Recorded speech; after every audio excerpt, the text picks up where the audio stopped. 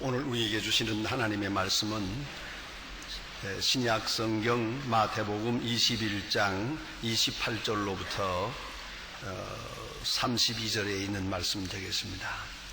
신약 성경 36면입니다. 36면 마태복음 21장 28절부터 봉독하게 됩니다. 이 계시의 말씀을 봉독할 때에 살아계신 하나님의 음성을 다 함께 들으실 수 있기를 바랍니다.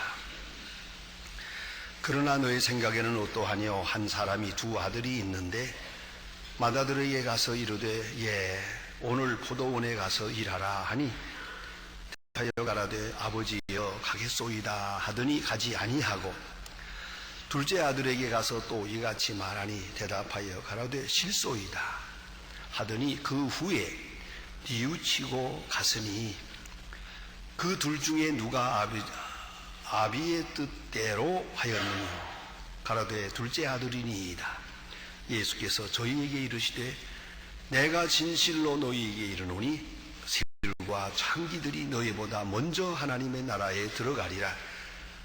요한이 의의 도로 너희에게 왔거늘 너희는 저를 믿지 아니하였으되 세리와 창기는 믿으며 저희는 이것을 보고도 종시 뉘우쳐 믿지 아니하였도다. 아멘.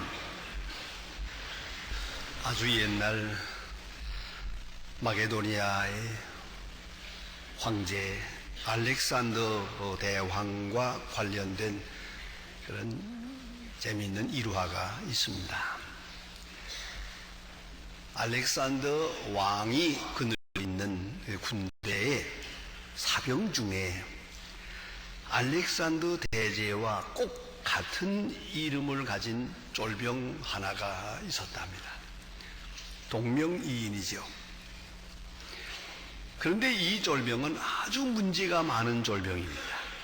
사고뭉치입니다.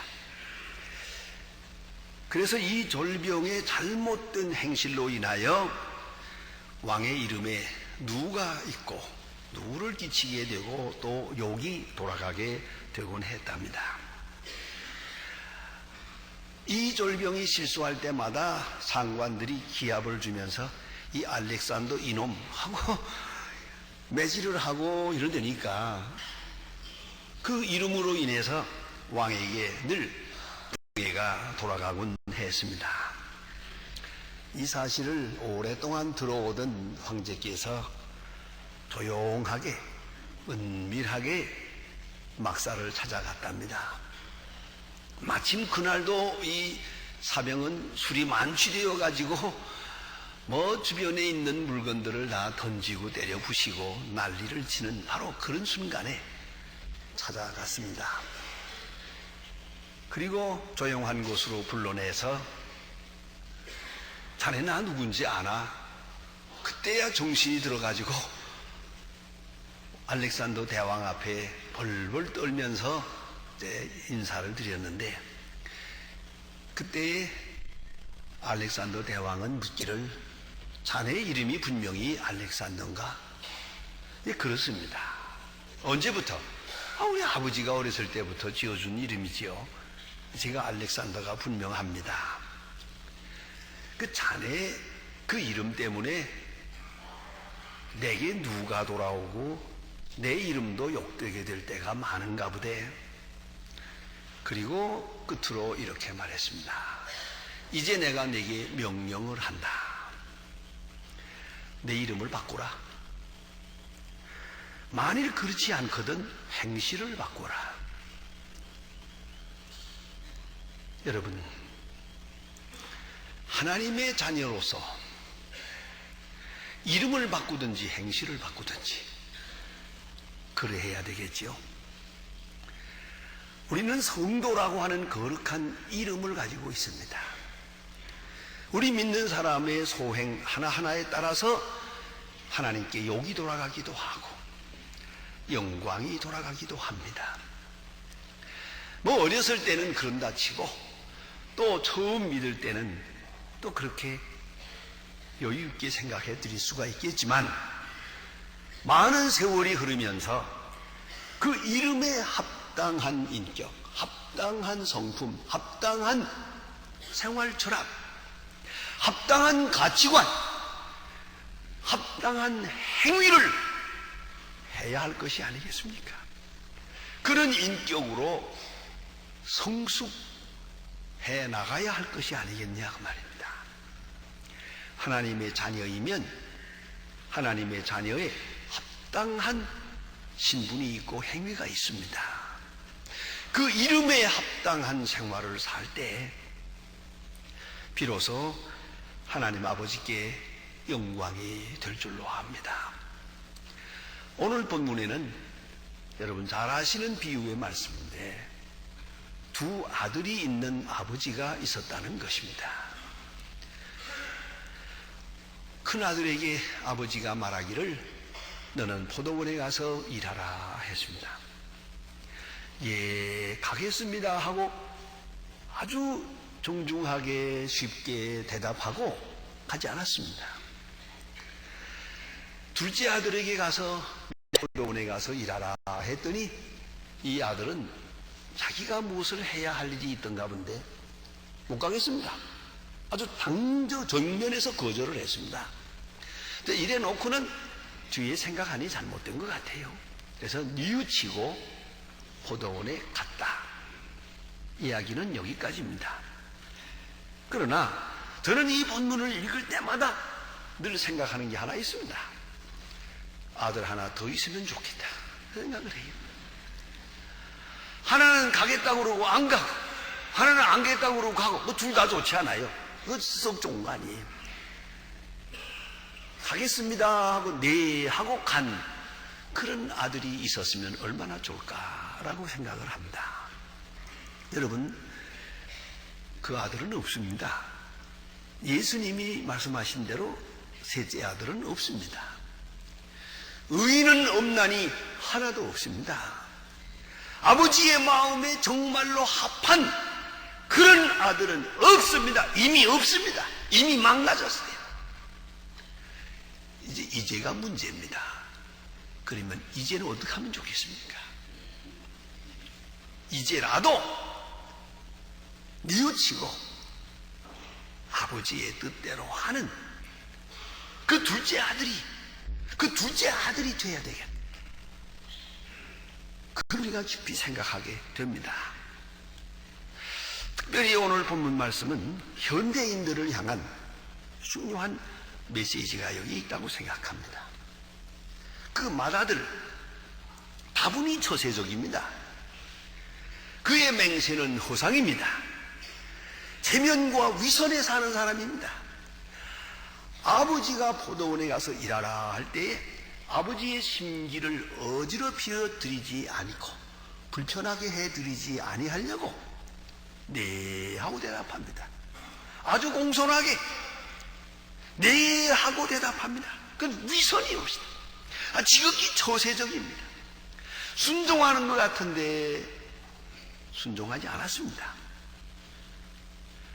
겉으로는 순종하는 좋은 맏아들처럼 보이는데 실상은 아버지의 명령을 거역하고 있었습니다. 아니, 애당초부터 순종할 마음 없었습니다. 지식으로는 순종했습니다. 말로서는 순종했습니다. 형식적으로 예절로서는 순종했습니다. 아마 누가 묻는다면 대답을 그렇게 하겠지요. 노인의 마음을 섭섭하게 해드릴 수가 없어서 그저 간다 하고 말씀을 드렸지요. 그렇겠죠. 이렇게 예절적인 효자가 있어요. 이게 문제가 있는 것이에요. 오늘도 보면은 한다고 하면서 하지 않아요. 거룩하다고 하면서 거룩한 거 없어요. 사랑한다고 하면서 사랑하는 거 없어요. 봉사한다고 하나 말뿐이요. 봉사한 게 없어요. 준다고 했지만 뭘 준단 말이에요. 아무것도 없어요. 그렇다고 그저 허세와 허상으로 살아가는 거예요. 아는 것도 없고 된 것도 없고 한 것도 없는데 뭐다 된 것처럼 적당히 넘어가면서 뭐다 이렇게 훌륭한 것 같으나 실상이 없어요. 내실이 없어요. 심지어는 신앙생활도 그렇습니다. 경건의 모양은 있으나 경건의 능력이 없어요. 그 많은 날 봉사한다고 했지만 여러분 심판대 앞에 서서 한번 물어보세요. 뭘 봉사했느냐고. 하나님의 오묘하신 심판대 앞에 어떤 모습으로 서겠습니까? 너는 뭘 했느냐고. 그 많은 날 간다 했지 간 일이 있느냐고. 한다 했지 한 일이 있느냐고. 맨날 결심만 하고 맹세만 했지 무엇을 했더냐고요. 이건 아주 심각한 질문이 아닐 수가 없어요. 피터 드라카라고 하는 유명한 교수가 있습니다. 경영학자이며 미래학자이기도 합니다. 그분은 지금 93세입니다. 그럼 작년인가 그런 유명한 글이 나왔었어요. 어느 제자가 묻기를 선생님이 쓰신 40여 권의 책이 있는데 그 중에서 가장 추천할 만한 가장 좋은 책이 어느 책입니까? 하고 물었어요. 피터 드라카 대답하는 말이 다음에 쓰는 책이요 그랬어요. 92세 때. 그런데 지금 93세인데 지금 방금 나온 책이 하나 있습니다. 넥스트 소사이어티라고 하는 책이 있어요. 그런 그 책에서 미래를 내다봅니다. 먼저 가보는 미래를 말했어요. 앞에 어떤 일이 있을까 하고 13세의 해학한 노 교수가 앞을 전망해 봅니다. 앞은 확실한 것은 지식 근로자가 노동력 근로자를 우월해서 지식의 세로 사는 것이다. 그런데 여기서 오는 많은 문제가 있는 것이에요. 그래서 돈보다도 권력보다도 더 쉽게 이동하는 것이 지식입니다. 이젠 인터넷이라는 것을 통해서 지식이 제한 없이 마음대로 오고 가고 해요. 결국은 적어도 지식의 세계에서는 국경 없는 세상이 된다. 그렇죠. 국경이 없습니다. 이제는 아무리 막으려고 해도 국경은 없습니다. 그런가 하면 교육 개방으로 인하고 많은 사람이 자유롭게 학문을 하기 때문에 상승 이동을 해서 신분 상승으로 말미암아 종래의 질서가 곤두박질하고 깨지겠다. 그럽니다. 여러분 2020년이 되면 이제 소위 물건을 만드는 생산 제품적 그런 공에서 일하는 사람이 인구의 7%밖에는 안 된다는 겁니다. 아주 높은 지식으로 모든 것이 이루어지기 때문에 그들만의 세상이 됩니다. 신분의 문제가 아주 혼란해집니다. 조금 100년 전만 돌아가 봐도요, 이 공부란 아무나 하는 게 아니거든요. 귀족이 하고 권세자가 하고 뭐 그런 거지. 지금은 아무나 공부하잖아요. 깜빡 잊어버렸죠. 얼마 전까지만 해도 가정에서들 그저 아들이나 공부시키고 딸은 안 그만둬라. 형님이나 하고 동생은 그만둬라. 뭐 그러지 않았어요. 그런데 지금은 모두가 다 공부를 하니까 그러다 보니 우수한 사람이 생기잖아요. 그대로 신분 상승해서 올라가는 거예요. 그러니까 종래의 모든 질서는 아주 혼란해지고 깨지고 마는 거죠. 무슨 얘기입니다마는 제 아버지가 저를 어렸을 때 가르치면서 아무하고나 놀지 말고 모든 사람하고 화해하지만은 그래 그건 가려야 된다고 가르쳐. 그건 아버지가 잘못 가르쳤어요. 그리고 성을 가르쳐 주는데 어느 성, 어느 성, 어느 성, 이 5성을 가르쳐 주고 이건 쌍놈이다, 이건 백종이다. 그러니까 요거하고는 놀지 마라 그러세요. 그래 내가 그 머릿속에 지금 배겨 있거든요. 지금 보니까 내가 우리 아버지가 가르쳐 주신 쌍놈들이 장관 되더라고요. 세상. 재벌도 되고 별짓 다 해요. 그 옛날 어른들이 보면 기절할 노릇이죠. 어쩌다가 이 모양이 됐나 세상에. 이게 말세라는 거예요. 그분들이 생각하면 말세라고 그럴 거예요. 그렇지 않습니까? 이런 세상이 됐어요. 이게 사실이에요. 그러니까 혼란해지고 말죠. 위계 질서가 아주 완전히 무너졌어요. 무너진 걸 인정을 해야죠. 붙들고 있어봐야 아무 소용없네요. 그렇죠? 또 그런가 하면 정보를 쉽게 얻어서 쉽게 성공도 하는가 하면 또 쉽게 실패도 해요. 그래서 이 실패하고 성공하는 주기가 더욱 짧아져요. 하루아침에 재벌됐다가 하루아침에 거지 되고요. 하루아침에 존경받는 사람이 하루아침에 그냥 감옥에 가고요. 이 난리를 치는 통에 결국은 불안한 거죠. 아무것도 믿어볼 것이 없잖아요. 불안에 떨 수밖에 없어요. 안정이란 없어요. 신분에도 없고 권력에도 없고 재벌에도 없고 지식에도 없어요. 이런 세상을 만나게 됐다 하는 얘기입니다. 여러분 생각을 바꿔야 됩니다. 옛날 생각대로 가지고 있다가는 어쩌면 아마 기절해 죽을 거예요. 세상에 이런 세상이 있나? 아니 그렇습니까? 우리는 봉건 문화에 살아왔어요. 그리고 새로운 미래가 우리 앞에 다가올 때 이걸 감당하지는 못해가지고 지금도 정신을 못 차리는 그런 분들을 많이 볼 수가 있습니다. 자, 오늘 둘째 아들을 좀 볼까요? 이 둘째 아들은 아주 정직한 사람이 솔직한 사람이에요. 무슨 자기가 하려고 계획했던 일이 있었던가 본데 아버지가 포도원에 가서 일하라니까 안 가요 그랬어요. 정직하잖아요. 또 정당하기도 해요. 안 가겠다고 그러고 안 갔는데요. 뭐 잘못이 없잖아요. 이게 둘째 아들입니다. 그러나 문제가 있어요. 이 아들은 뒤에 뉘우치고 갔습니다. 뉘우친다는 말 메타노이어입니다. 회개입니다. 뉘우쳤어요. 오늘 성경 말씀의 총 주제요 핵심이 뉘우친다는 거예요. 뉘우침이 있느냐 없느냐예요. 뉘우친다는 말은 생각의 발상을 전환하는 것이에요. 생각을 바꾸는 거예요. 그는 내가 할 일 내가 하고 아버지 할 일 아버지죠. 나는 내 할 일 합니다. 정당했어요. 그런 거로 못 가겠다고 했어요. 못 가겠다고 안 갔으면 된 거지. 그러나 그는 뉘우쳐서요.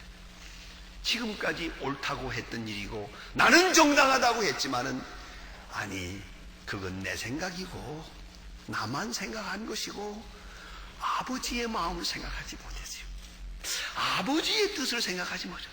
내 뜻이 아니고 아버지 뜻을 생각해야 되는데 나 에고이즘, 에고이스트, 에고센트릭 자기중심적인 생각이었다. 그거 아니지. 뉘우쳤어요. 생각을 바꾸었습니다. 생각을 바꾸면 세상이 달라집니다. 못 바꾸면 이 세상에 못 삽니다. 제가 요새 결혼주례 할 때마다 종종 그 얘기를 나는 심각하게 합니다. 그 다음에 신혼부부들이라든가 결혼한 사람들이 와서 목사님 그 말씀 죽어도 진리입니다 그러더라고요. 근데 재미가 나서 또 하지요. 또 그런데 그게 뭔지 아십니까? 밥 투정하지 마라. 어떤 일이 있어도 밥 투정하지 마라. 그건 나쁜 거다. 그리고 한 가지만 잊지 말아라. 신랑 보고 얘기합니다. 요 압록강을 건너가면 중국에 내가 가보니까 13억이라고 하는 엄청난 인구가 산다. 그런데 그 13억 인구는 전부 남자가 밥을 한다. 알았냐? 내가 확인을 합니다. 그걸 잊지 말라고. 바로 뒤에 있는 시어머니 보고 내 얘기합니다. 시어머니 정신 차리라고. 이 아들이 이제 장바구니 들고 따라다닐 거요. 자기가 부엌에서 일할 거요. 그럴 때에 내가 어떻게 키운 아들인데 정신이 있냐? 그딴 소리 할 생각하지 말라고. 그렇게 생각하면 못 산다고 그러지요. 알았어요? 생각을 바꾸라 이거예요. 생각을 바꾸면 아무것도 아닌데요. 우리 교회에 그런 분이 한 분 계세요. 놀라운 얘기예요. 직장을 그만두세요. 그리고 그저 혼자 이제 살게 되는데 그 부인이 직장에 나가요. 그래도 그래서 살아야 갔으니까 부인이 좀 직장에 나가고 남편은 직장을 못 나가요. 어느 날 집에 돌아왔더니 남편이 부엌 심화를 두르고 음식을 다 만들어 놨더랍니다. 생전 처음 부엌에 한 번도 나가 본 일이 없는 경상도 사람인데 어떻게 이렇게 이거 밥을 깜짝 놀라가지고 아이고 죄송하고 미안해서 어떻게 당신이 남편이 빙그레 웃으면서 그동안 당신이 나를 위해서 한평생 일했는데 이제 내가 오늘 당신을 위해서 밥을 만다고 해서 잘못될 게 없잖아. 그거 괜찮은 남자예요. 그러죠. 생각을 바꾸세요. 생각에 전환이 와야 되는 거예요. 오늘 이 둘째 아들은 안 간다고 했어요. 안 갈 이유가 또 있어요. 그러나 그건 내 생각이고 아버지 뜻이 그게 아니잖아요. 뉘우치고 갔다 그러세요. 뉘우치고 갔다. 뒤에 뉘우치고 갔다. 너무나 아름다운 얘기예요. 결국은 뉘우침이 있느냐 하는 것이 문제예요. 여러분 얼마나 뉘우칩니까? 얼마나 생각을 바꾸어가며 살아가고 있습니까? 발상의 전환을 이루고 있습니까? 내 뜻에서 하나님의 뜻으로, 내 생각에서 하나님의 생각으로 생각을 바꾸어야 돼.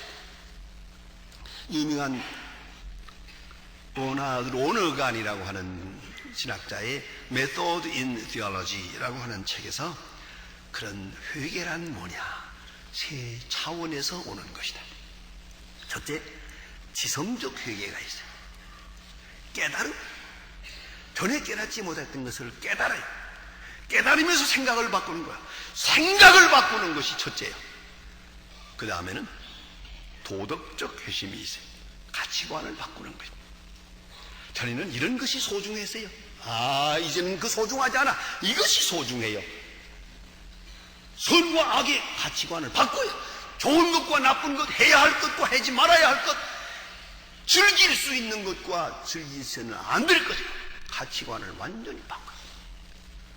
도덕적 회심이 필요하고, 그리고 종교적으로 이제는 하나님을 생각해요. 아버지의 뜻을 생각해요. 현재가 아니라 영원한 미래를 생각해요. 그것이 회개합시다.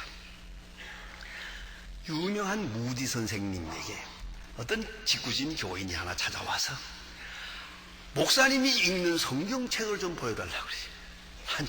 저도 성경책 오래된 거 하나 지금 보고 있는 게 있는데 그 책을 다 했었지만 몇 번 고쳤습니다만 버릴 수가 없어요. 그래서 그 낡은 성경책을 늘 보기를 좋아하는데 목사님의 그 낡은 성경책 그거 좀 보고 싶습니다.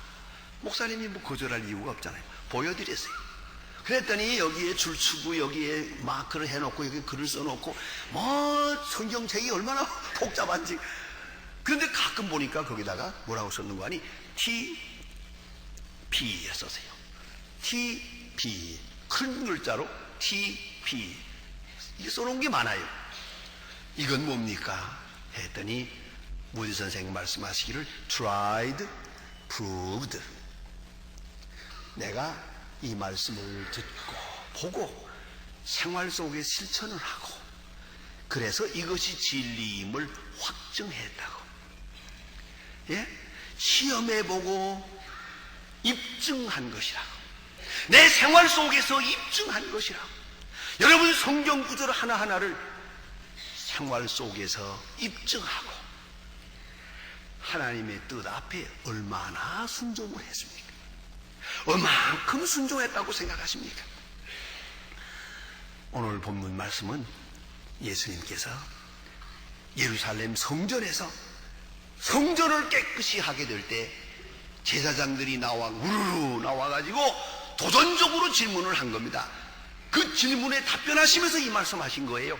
목숨을 걸고 당당하게 말씀하시는데 놀라워요. 이렇게 말씀하시고 살아남기를 바랄 수가 없죠. 보세요. 당시의 종교 지도자들 바리새교인 서기관들이 있는데 이 자리 앞에서 이 제사장 앞에서 하는 말입니다. 세리와 창기가 너희보다 하늘나라 먼저 간다. 이러고 살아남을 수 있습니까?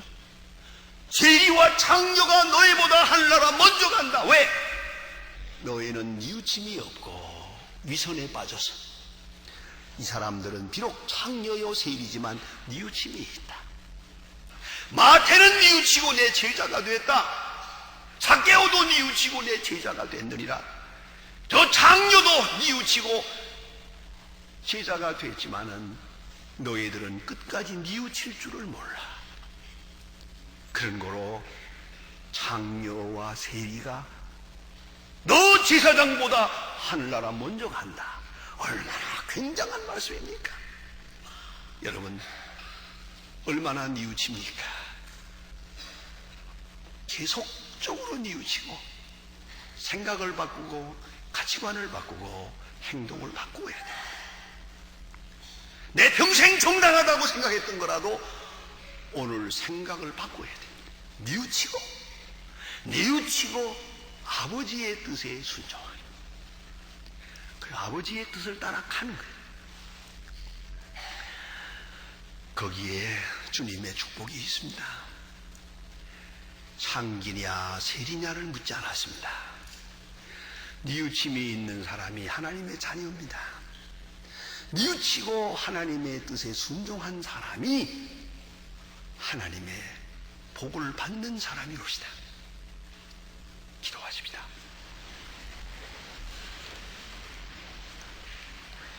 하나님 아버지, 너무나 많은 은혜 가운데 살면서도 우리는 알게 모르게 순종하는 것 같으나 순종함도 없고 가겠다고 하며 가지도 않고 항상 마음의 결심을 하면서도 실천이 없는 그런 많은 시간을 살아왔습니다. 주여, 바라옵는 것은 이제는 깊이 뉘우치고 아버지의 포도원으로 가서 일하고 아버지를 기쁘게 하는 그런 생으로 이제 남은 생은 살아가게 하여 주시옵소서. 예수님의 이름으로 기도합니다. 아멘.